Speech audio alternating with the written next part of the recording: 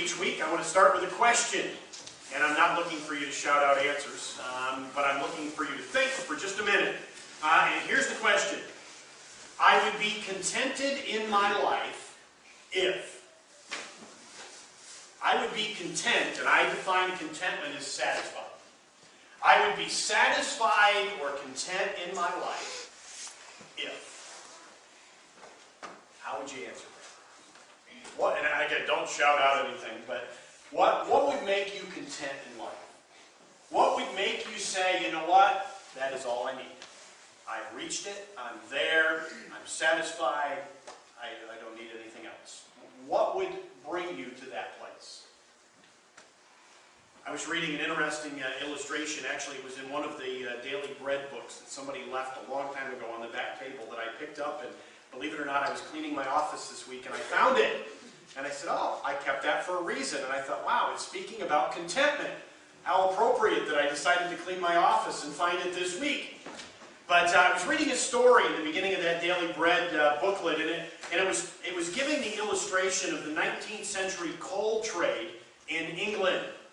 And it said this. It said that every year in England, hundreds of seamen lost their lives due to ships that were overloaded with coal. And it said that these ship owners were extremely greedy people, or many of them were, who wanted greater profits. And they were willing to put the lives of the sailors on their ships at risk in order to gain and to get more profit for themselves. And so what they would do is they would take their ships and they would fill them right to the deck line with coal. And they would fill the ship with the sailors that were needed to run the ship and then send them out to go across the ocean. Well, can you only picture in your mind how those ships sailed, filled with coal right to the deck line on the ship?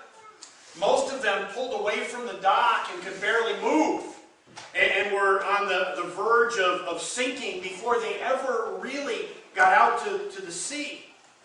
And so every year, I should say in 1873, 411 ships sank. And hundreds of people lost their lives.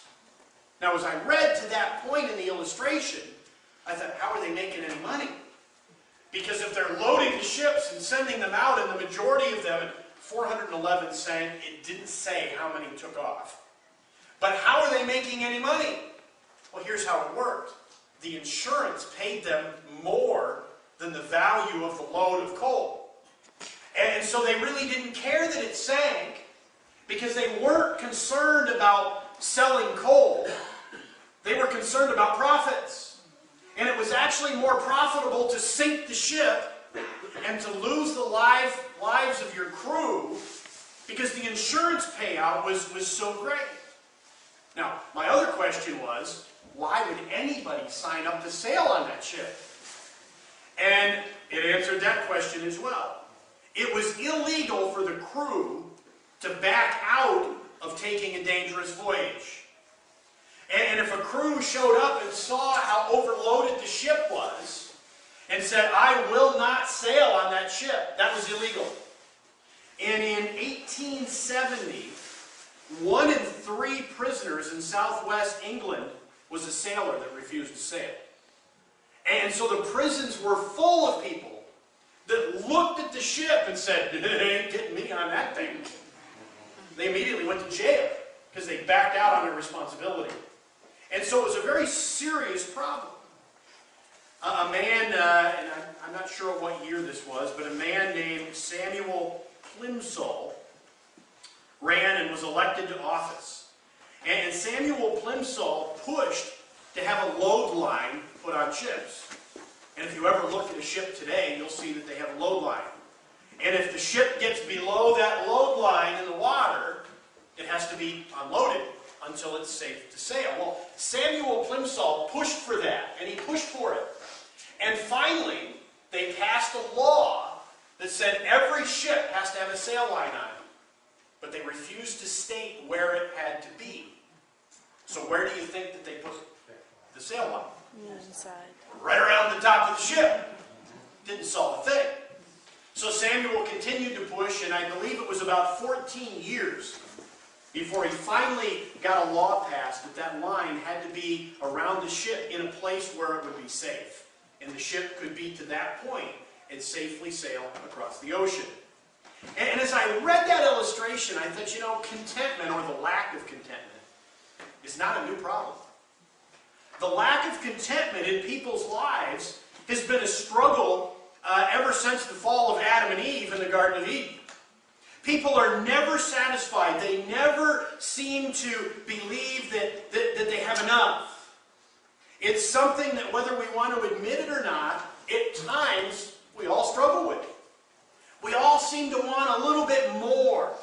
And we all seem to believe that if I could just reach this point in my life, I'd be satisfied.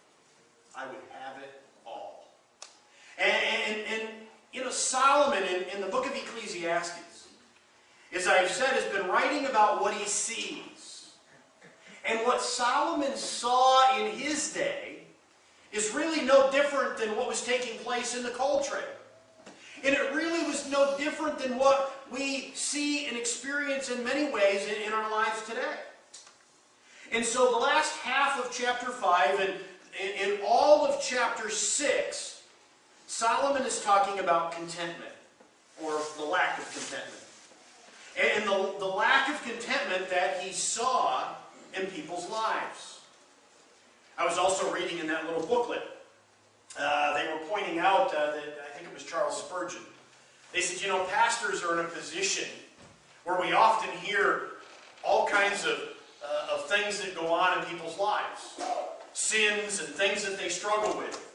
And I believe it was Charles Spurgeon that said, you know, in all of my years as a pastor, I've never had somebody come to me and confess the sin of covetousness, and wanting more, and striving for more, and not being content. And I thought, you know, how many today, before we talked about it this morning, would say, you know, I struggle with the lack of contentment. Probably most of us wouldn't even think of it. And yet many of us in many ways struggle with it day after day after day. As I put that in my notes this last week, I thought, you know, probably most of us would just say, well, that's the American way. That's what we all do. We all strive for more and more and more, and we never seem to have the contentment. We always want something bigger and better and greater. It's something that was common in Solomon's day. It was common in the illustration that we shared, and it's common today. In chapters 5 and 6 of Ecclesiastes, Solomon talks about contentment.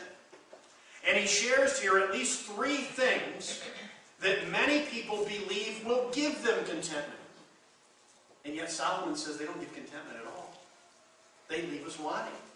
They leave us lacking.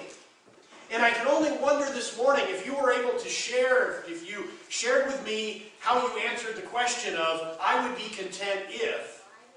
I wonder how many of those things would fall under the 3 things that Solomon shares that do not bring contentment. Well, let's look at what he says. Back in chapter 5, and let's go back and read this because it's been a couple of weeks since we've read it. Back in chapter 5, starting at verse 10, Solomon says, he who loves money will not be satisfied with money, nor he who loves wealth with his income. This is also vanity. When goods increase, they increase who eat them. And what advantage has the owner but to see them with his eyes? Sweet is the sleep of a laborer, whether he eats little or much, but the full stomach of the rich will not let him sleep. There is a grievous evil that I have seen under the sun. Riches were kept by their owner to his hurt, and those riches were lost in a bad venture. And he is a father of a son, but he has nothing in his hand. As he came from his mother's womb, so shall he go again. Naked as he came, he shall take nothing for his toil, that he may carry away in his hand. This also is a grievous evil. Just as he came, so shall he go. And what gain is there to him who toils for the wind? Moreover, all his days he eats in darkness, and in much vexation, and sickness, and anger. the first thing that Solomon says will not bring contentment in our lives is wealth. Wealth or riches or money or having more things. Solomon says that that will not bring contentment in our lives. And it won't bring contentment in our lives for a number of reasons. For one, it won't satisfy. In verse 10, he talks about the fact that it won't satisfy. It says, he who loves money will not be satisfied with money.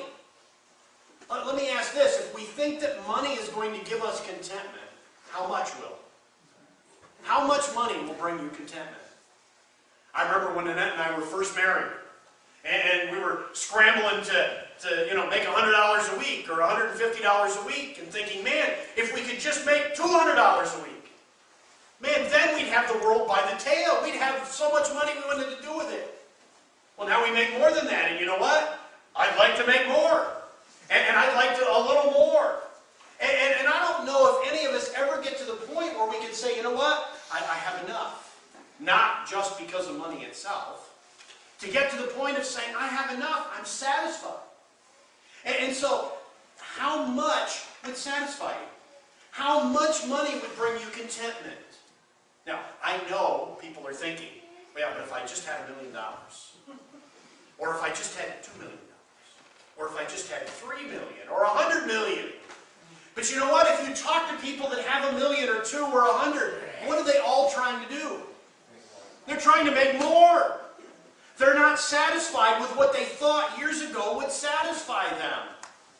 And so, wealth and money does not bring satisfaction. A show that I watch once in a while, I DVR because it's not Annette's favorite show. Shark Tank. Any of you ever watched Shark Tank? I enjoy that show. I enjoy seeing what the people, the business ideas that they come up with. Some of them are absolutely ridiculous. And some of them, it's like, wow, I wish I'd thought of that. But I enjoy watching that. And if you're not familiar with the show, and what are there, 4 or 5, they call them sharks. And they sit across the front, and they're all multi-billionaires. They're all businessmen that have been extremely successful. And the man or the woman that has the business idea comes in, and they share their business. And they say, okay, I'm looking for this much money to invest in my business, and if you give me this much money, I'll give you this percentage of my business. And the sharks, the businessmen either say, yeah, I'll give you this money, and I'll be a partner in your business, or they shake their head and say, that's the most stupid idea I've ever heard in my life. Get out of here and leave me alone. But the reason I share that example is this. Here are 4 or 5, I don't remember how many there are now. There's some men and some women, and they're billionaires. What are they trying to do? They want more money. And they'll say, no, I can't give you $50,000 for your bill. I'm thinking $50,000 to a multi-billionaire. That's like me pulling a $1 bill out of my wallet. And they're saying, no, I can't give you 50 grand because I would lose my 50 grand. What do they say? They want more. Because the billions they have doesn't satisfy them. It's not enough. And Solomon says, he who loves money will not be satisfied with money. They'll not be satisfied because they'll never have enough. Now, I have seen people in my life, and you have too, they're dissatisfied with what they have financially. But it's not because of what they have financially. It's because they have, and we'll talk more about this later, it's because they have a relationship with the Lord. And what they have is enough.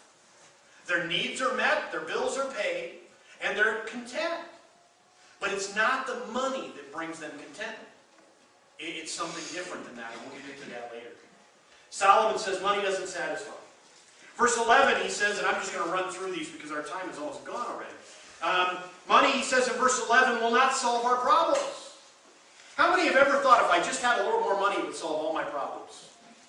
Let me tell you, it won't. It won't. You know what it'll do? It'll lead to more problems. It'll lead to more problems. Instead of worrying about what you're going to eat, you're now going to worry about how safe your money is.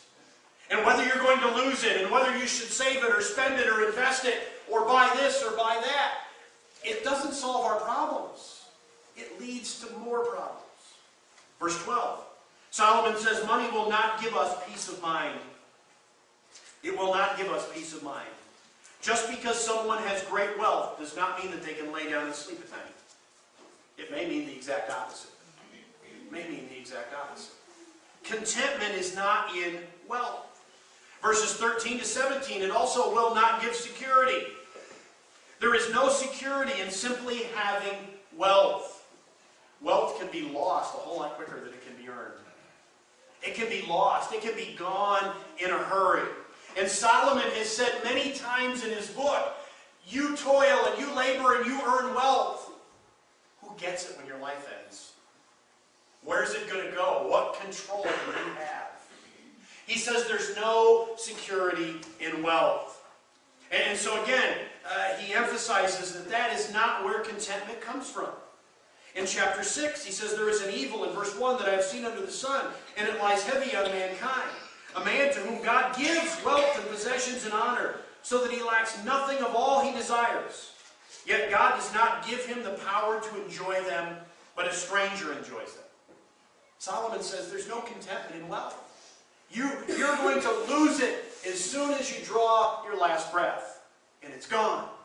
And somebody else is going to enjoy it. Somebody else is going to use it. So Solomon says here that wealth will not provide satisfaction.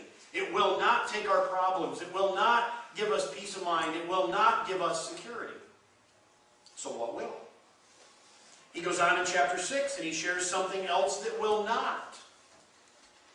He says, beginning in verse 3, if a man fathers 100 children and lives many years, so that the days of his years are many, but his soul is not satisfied with life's good things, and he also has no burial, I say that a stillborn child is better off than he. For it comes in vanity and goes in darkness, and in darkness its name is covered. Moreover, it has not seen the sun or known anything, yet it finds rest rather than he. Solomon is now here saying, the abundance of children, what he's saying is family, children, will not provide contentment. It will not provide contentment.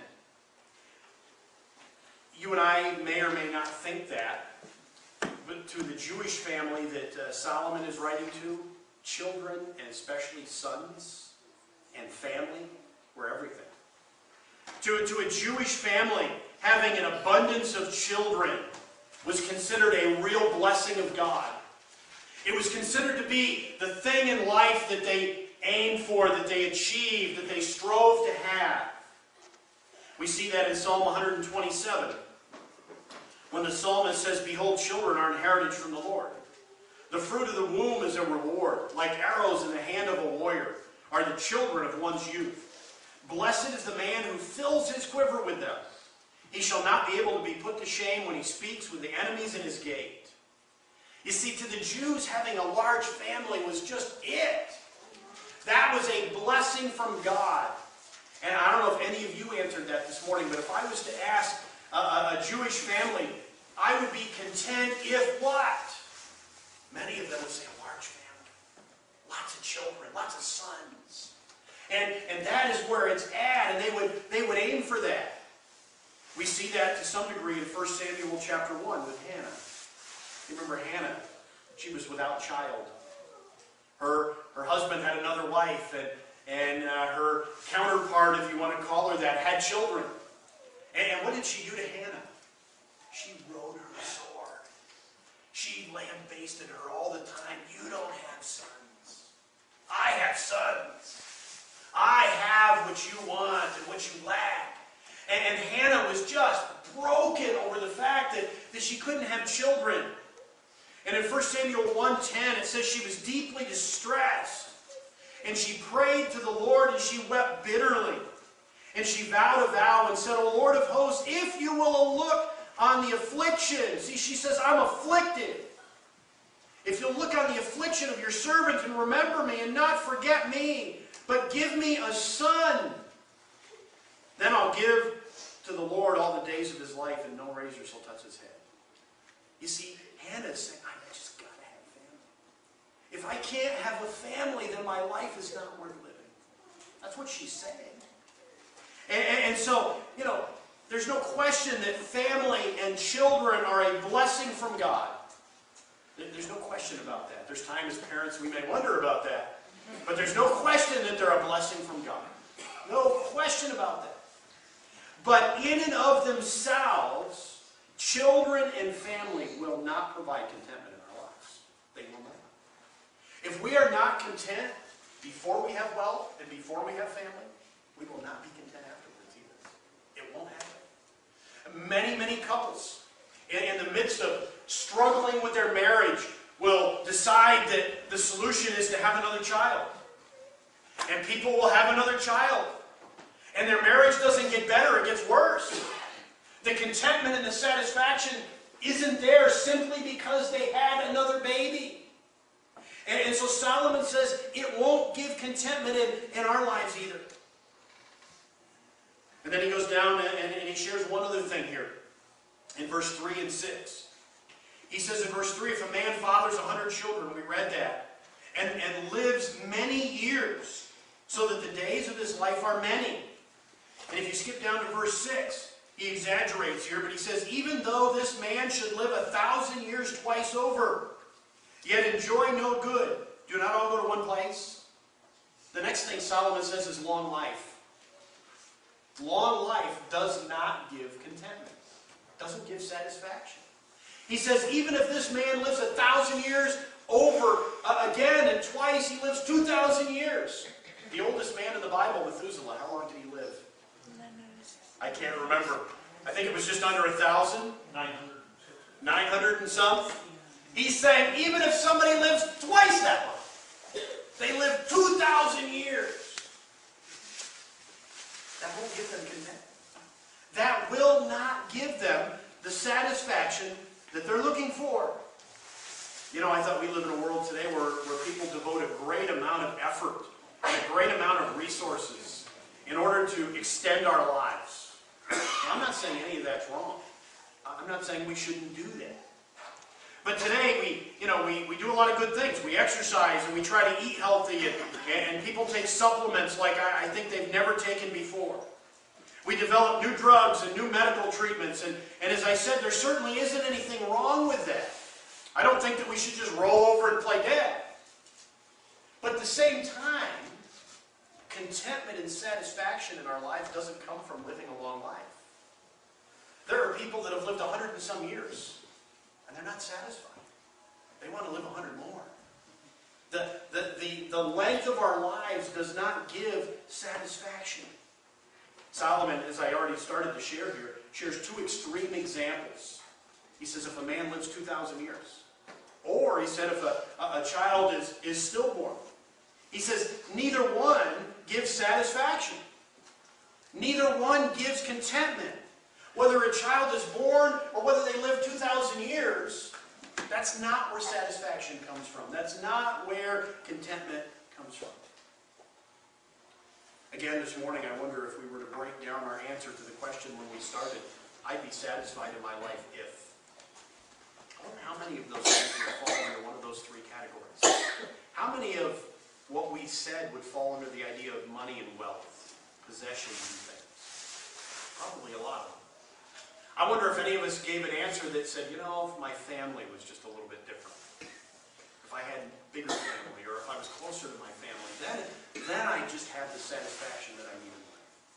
I wonder how many of us thought, you know, just living a long life, I'd be satisfied, I'd be content. It's interesting because Solomon says none of those things give contentment. None of them give satisfaction. What does? In 3 minutes. What does? What does give satisfaction? Solomon shares two things here, and I want to add a third. That's 1 minute apiece, isn't it? First of all, what gives satisfaction? And I'll just sum this up. Enjoying what God has already given us. Enjoying what God has already given us. In chapter 3, in verses 12 and 13, and chapter 5, in verse 18, Solomon says, enjoy what God's given you. Enjoy it.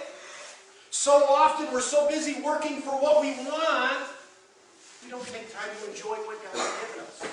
And Solomon says, God's given you things. Enjoy them. Use them. Enjoy them. Take advantage of them. He says in chapter 6 here, where we are, beginning in verse 7, all the toil of man is for his mouth, and yet his appetite's not satisfied. For what advantage has the wise man over the fool, and what does the poor man have who knows how to conduct himself before the living. And then notice verse 9. Better is the sight of the eyes than the wandering of the appetite. Now there's another way to say that, and we've said it often, at least we've heard it said often. Better is a bird in hand than two in the bush. Better to enjoy what you have now than to constantly be striving for more. Solomon says, in part, satisfaction comes, contentment comes from enjoying what God has given us. And if we lack contentment, we're striving for something that we don't have by ignoring what we do have. So Solomon says, enjoy what God has given you. Number 2, verses 10, 11, and 12. He says, what has come to be has already been named. And it is known what man is, that he is not able to dispute with one stronger than he. The more words, the more vanity. And what is the advantage to man? For who knows what is good for man, while he lives the few days of his vain life, which he passes like a shadow? For who can tell man what will be after him under the sun? Now, that can be confusing, and there's all kinds of ideas to what those verses are saying. But I believe if we boil it down, it's saying this: trust in the sovereignty of God. Sovereignty of God means God is in charge. God is in control. And if nothing else, what Solomon is saying in those verses is, God is in charge. And if God is in charge, God knows our needs. God's promised to provide our needs. And we need to be content with the fact that God will do that. That God will take care of everything that we need in our lives. To not be content with what God has provided for us is to be ungrateful. And believe it or not, if you look and see what sin is listed more in Scripture than almost any other, it's unthankfulness. It's unthankfulness. You know, we preach today about all kinds of sins, and I'm not saying we shouldn't do all of them. But how often do we preach against the sin of being unthankful? The trouble in our lives, if we're not content, is that we're not thankful. We're not grateful for what God has provided us with. Now, I'm not saying this morning that we shouldn't strive to be better in our lives, that we shouldn't work hard to get ahead and to provide for our families, and to have nice things. I'm not saying that at all. But what I am saying is that we need to have a sense of contentment. That even if God never gave me another luxury in my life, I can be thankful because He's given me what I have. And so we need to trust in God's sovereignty. We need to enjoy what God has given us. Last thing, we need to focus on our relationship with the Lord. The most important thing in your life and in my life is my relationship with the Lord. And nothing else matters. Nothing else matters. Psalm 37, David says, delight yourself in the Lord and He will give you the desires of your heart. Now, he's not saying there if we delight in God, He'll give us everything we want. But guess what? If I delight in the Lord, what are my desires? In the Lord. My desires are His desires, and God will give me those. And so if I'm not contented in my life, guess what I'm not focusing on? My relationship with the Lord. That's not first in my life. Philippians chapter 4, verse 11. Paul's talking about being content. And he said, I've learned that whether I have a little or whether I have nothing, I'm content. And he goes on to say, I'm content. Why? Because I'm serving the Lord. And I'm focusing on my relationship with the Lord. He says the same thing in Hebrews 13. I've learned to be content because I know, if nothing else, God said, I will never leave you nor forsake you. So what's he saying? I'm content in my relationship with the Lord. My relationship with the Lord is the most important thing in my life. So often, the things that we pursue to find contentment and satisfaction take away from our relationship with the Lord. And we're not content because we're striving after something that's not ever going to give us contentment. And we're ignoring the only thing in our lives that will. When did Adam and Eve lose their contentment? It was when something took the place of their relationship with the Lord. Before they focused on themselves, they were content. They had God. They had their needs met. What more do I need? I don't need a thing. As soon as they disobeyed God and put themselves first, they lacked contentment. And if you and I want contentment, the Lord needs to be first in our lives. You know, ask yourself this as we close this morning. What do I seek in life more than anything else? What causes me to sacrifice in my life more than anything else? And if what you and I sacrifice more for to get than anything else is anything other than our relationship with the Lord, then we're not content. We're not satisfied in our lives. And if we put the Lord first in our lives, if we seek Him first, contentment is going to follow that. Because we're seeking what is the most important thing in our lives. Well, let's bow for a word of prayer. Heavenly Father, I pray that you would just give us an understanding of these things. Lord, we've covered a lot of ground in a real hurry. But Lord, I pray, if nothing else this morning, that you would challenge us to put our walk and our relationship with you first. Not because we have to, but because we know you. And we want you to be first in our lives. And Lord, in our day-by-day walk with you, I pray that we would find the contentment and the satisfaction that we so much long for in our lives. Lord, help us not to give up striving and toiling and working. But Lord, help us not to strive and to work to find contentment. Help us to find that in our relationship with you. And Lord, this week I pray that if we sacrifice, that it would be a sacrifice to walk with you and to know you more. Just like Paul said, I put everything behind, I put it all aside to know Christ. Lord, might that be true in our lives as well. We thank you in Jesus' name.